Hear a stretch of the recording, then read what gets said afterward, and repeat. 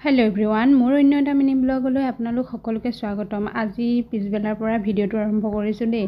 আগবেলা আচলতে ভাত পানী খাই বেটা আৰু মই শুই দিলোঁ অকণমান, আৰু এতিয়া শুই উঠি বোলো একাপ চাহ খাই লওঁ, সেইবুলি মই পাকঘৰলৈ আহিছোঁ চাহ বনাবলৈ।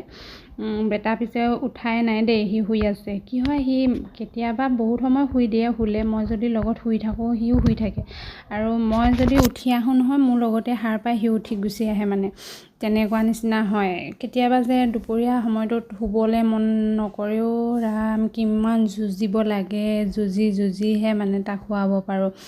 আৰু কেতিয়াবা আকৌ বহুত সময় শুই দিয়ে, তেতিয়া মোৰ কাম হয়। আচলতে আজিকালি সি শুলেহে কিবা এটা কৰিব পাৰোঁ। এতিয়া ভিডিঅ'কে বনাবলৈ হ'লেও বা এডিটিং কৰিবলৈ হ'লেও সি শুলেহে হয়, নহ'লেতো তাক লৈ আৰু মই মোবাইল লৈ ভিডিঅ' এডিট কৰা মানে হৈছে, আৰু সিহে মানে মোতকৈ আগত কিবা কৰিব টিপিব মানে মোবাইল, তেনেকুৱা নিচিনা।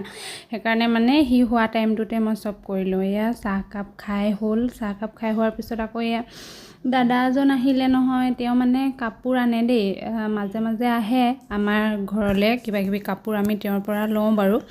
এইটো হৈছে চোফা কভাৰ দেই, এইটো চাইছিলোঁ, লোৱা হ'ল বাৰু, কেনেকুৱা লাগিছে জনাব দেই। তেওঁৰ লগত মানে দৰ দাম মাৰি আছোঁ, দেউতা আৰু মই, এই কিমান ল'ব কি সেইটো পাতি আছোঁ তেওঁৰ লগত। তাৰপাছত আকৌ এয়া সন্ধিয়া সময়ত মানুহজন চাৰিআলিলৈ গৈছিলে, এয়া আনিলে পকৰী আৰু মিক্সাৰ চানা।